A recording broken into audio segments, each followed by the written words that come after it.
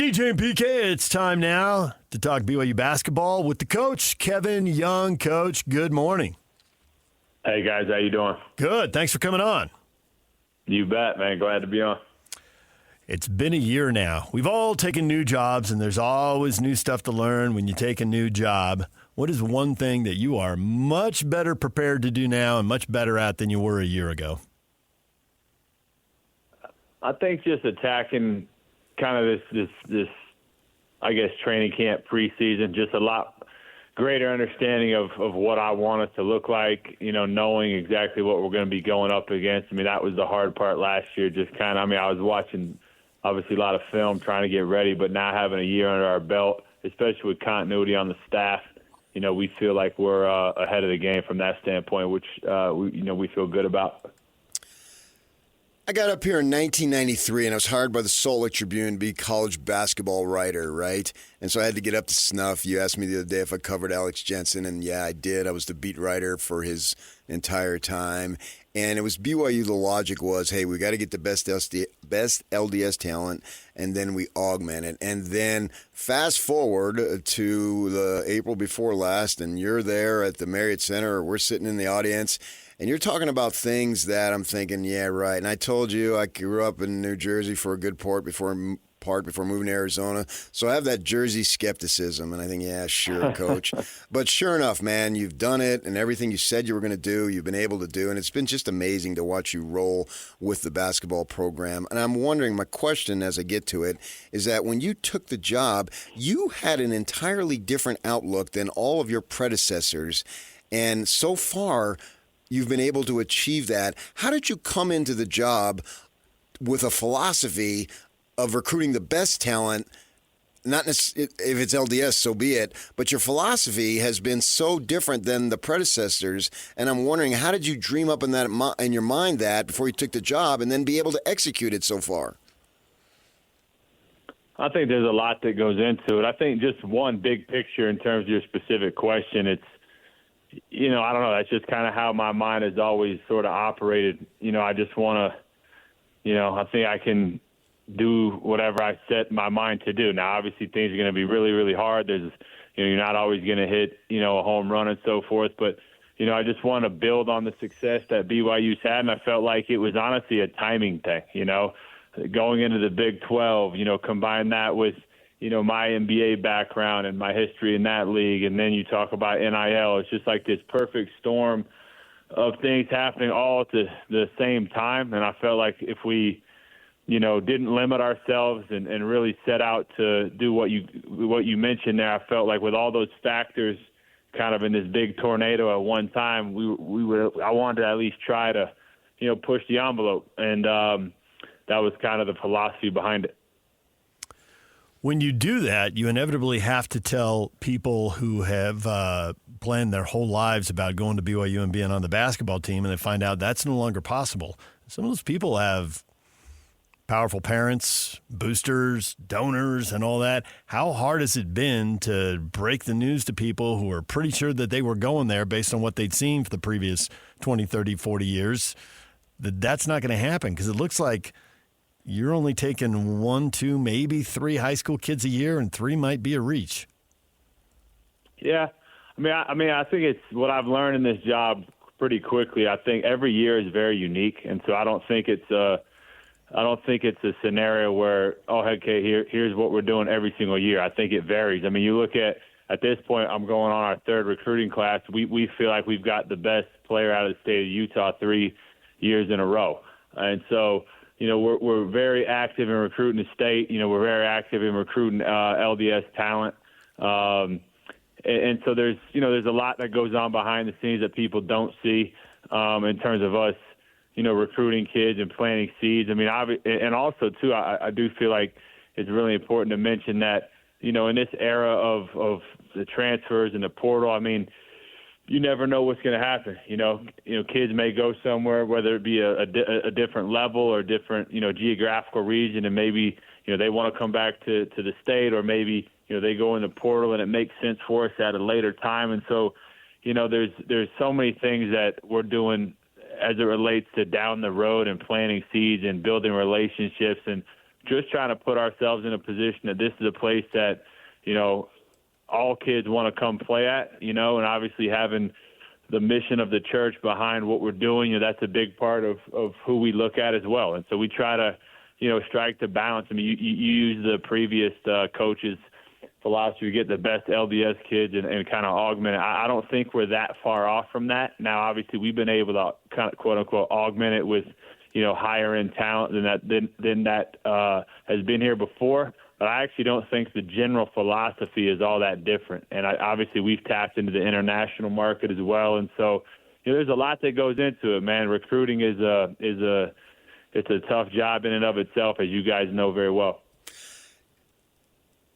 It seemed that the impediment to big-time basketball success was the mission program. Kids go away. It's a highly skilled sport. It's hard to get back. And plus the chemistry involved with the players. One guy leaves this year, one guy goes, especially when it was 19 and they had the option to attend. I mean, I realize they still have that option now, but most of them would go and then come back. Now they can go right out of high school and have the 4 or 5 years straight. So maybe that settled it out. But then also, too, we thought that the honor code was somewhat restrictive. But yet for you, it hasn't been, which has just been amazing to me. What is your explanation for that?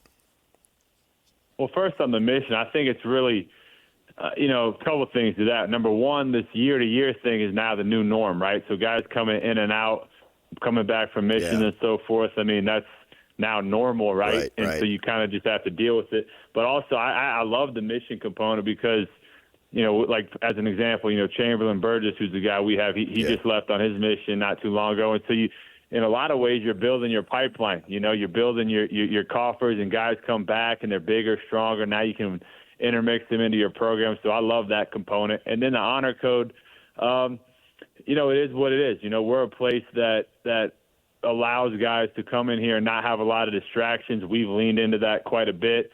LDS or not, I mean, I think all the parents love it. I mean, I'm a father of 3 going on 4 kids. I would, that's an environment I would love my kids to go to college in, right? I know that's not for everybody, and that's fine. And we do a good job, I think, of streamlining our intel and figure out who that jives with and who it doesn't.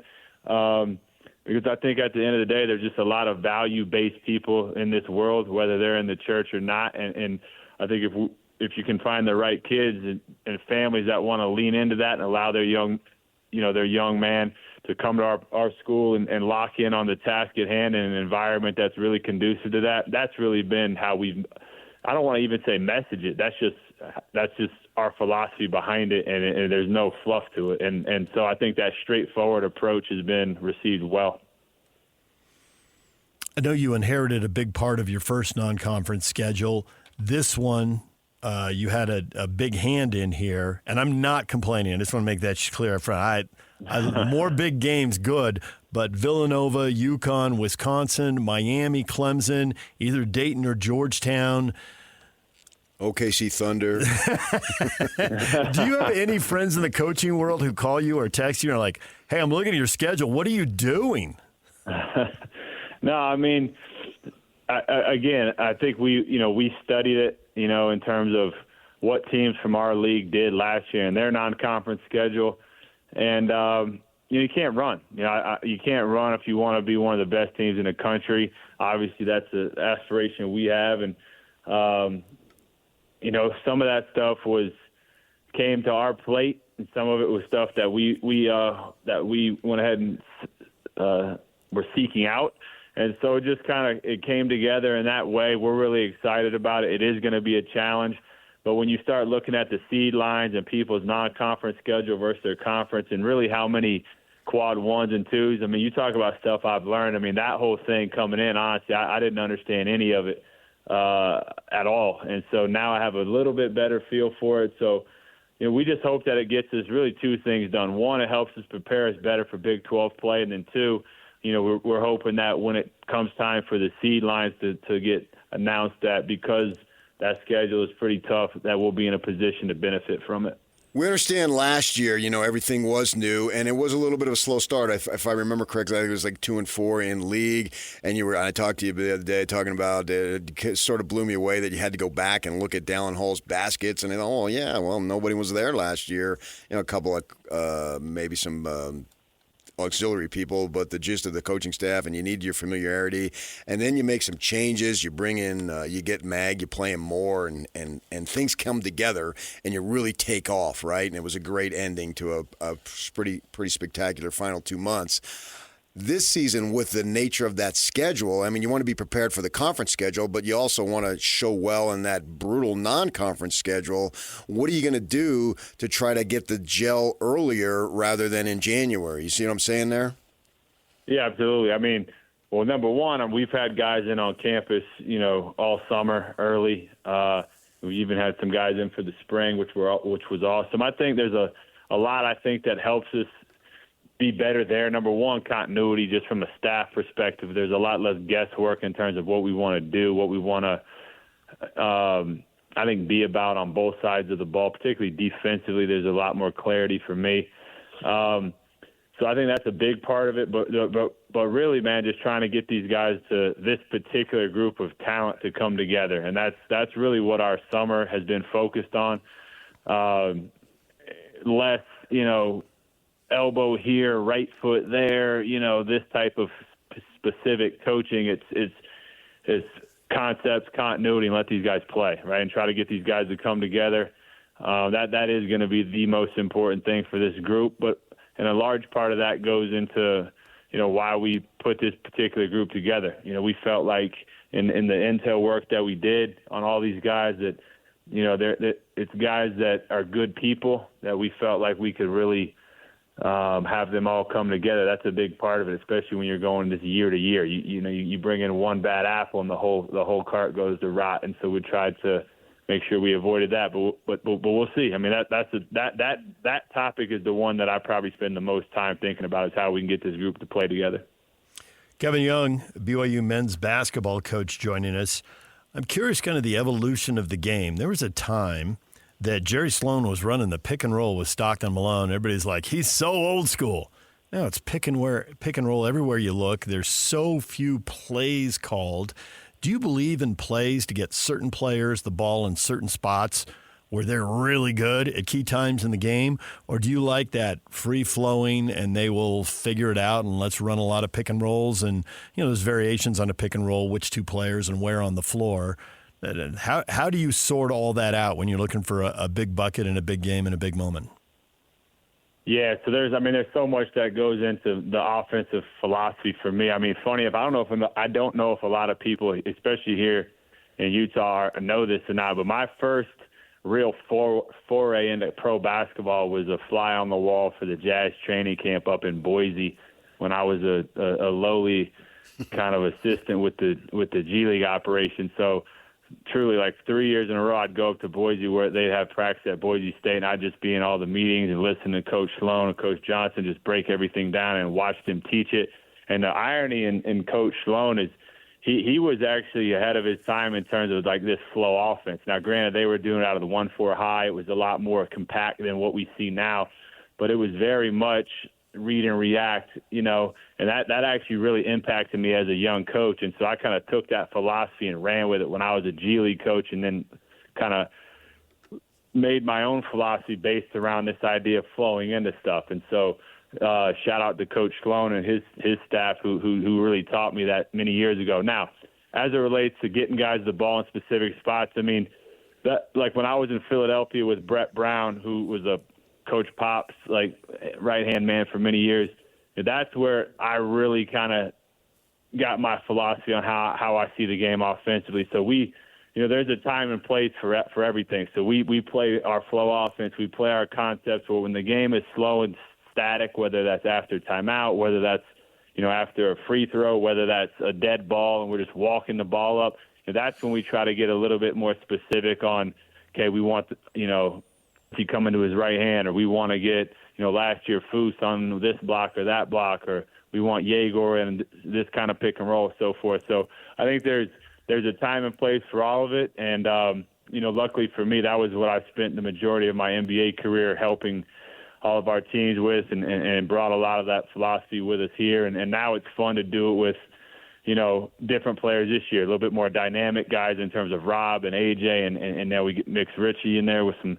So we'll have a lot of combinations we can go to. I mean, that's the stuff I could nerd out and keep this call going for hours, but I'll spare you guys that. Well, you mentioned three guys, obviously supreme players, can be very good offensively, can break down defenses, get to the basket, and all that. So you'll certainly have rim attackers from the offensive standpoint. You mentioned Foose, and it seemed like, when the defense maybe had you locked down, you could throw to him, and he could power his left shoulder to the hoop. What do you have as far as that, replacing him this year for that type of offense? Well, last year, by virtue of the team we had, we felt like we really had to manufacture a lot of our buckets. We didn't have a guy that could really just go get one, and now we've got a couple guys. In fact, the other day in practice, we were doing something, broken play. AJ just grabbed the ball, went and scored. Mm-hmm. And one of my assistants came over to me and was like, man, it's going to be nice to be able to have a guy that can do that this year. Sure. So I think him and Rob, I think the ability to just kind of go off script and just make something happen. We don't feel like we're going to have to kind of joystick every action when the game is slow like that and static. And so, that'll be a luxury. But obviously we'll have to find, our go-to stuff. Richie was the staple when the game got tight. We have some other guys. I think we'll probably post our guards a little bit more. AJ's pretty good down there. Actually, Kennard Davis is really good down there as well. And so that'll be the fun part for us in this next when we get these guys back on campus as we start kind of dipping into that type of stuff. Mainly we focused a lot on our just concepts offensively and some of the defensive stuff, and we'll dip into more of that specificity when they get back. Richie Saunders was taking about 11 shots a game, and he was going to the free throw line pretty often as well. And, he was the guy in a lot of regards. And now you got AJ there, so there's more off the ball. Human nature could say, I don't like that. And I think plenty of basketball players over time at the high school, college, and pro level have said that. But there's also an argument out there that, hey, learn to play off the ball here because that's what you're going to have to do in the NBA, and you want to get to the NBA. Do you have conversations with him with that? Does he bring it up? Do you bring it up? How does that work? Yeah, we talked a lot about that. He had some decisions he had to make, obviously, this offseason with relative to his future and want to know what things were going to look like here.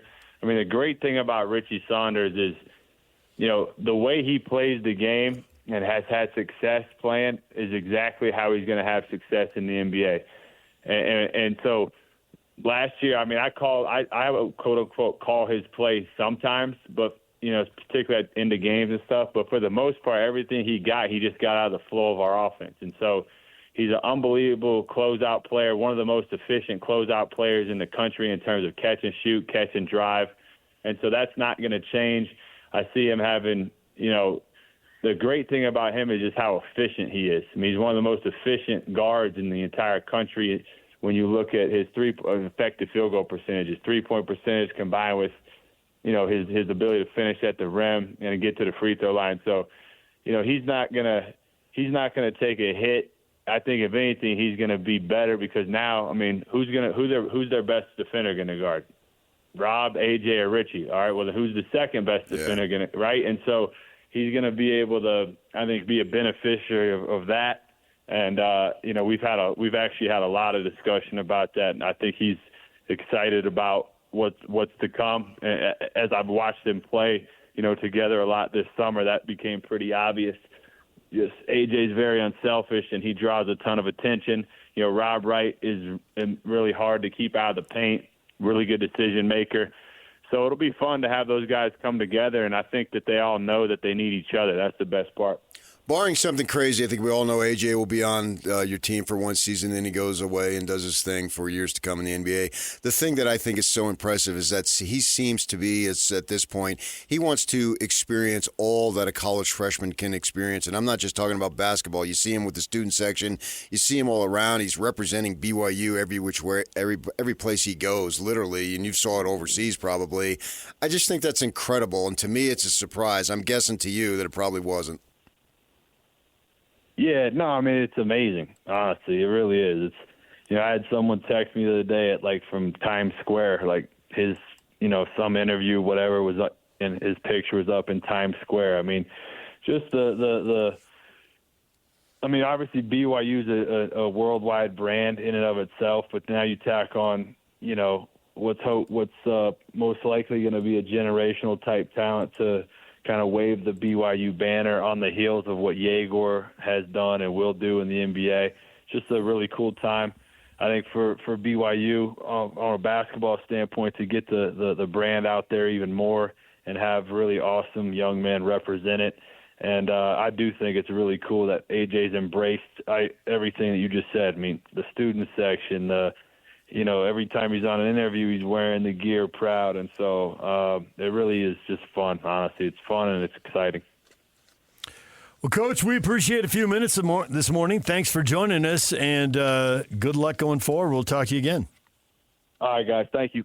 Kevin Young, BYU men's basketball coach, join us here on The Zone.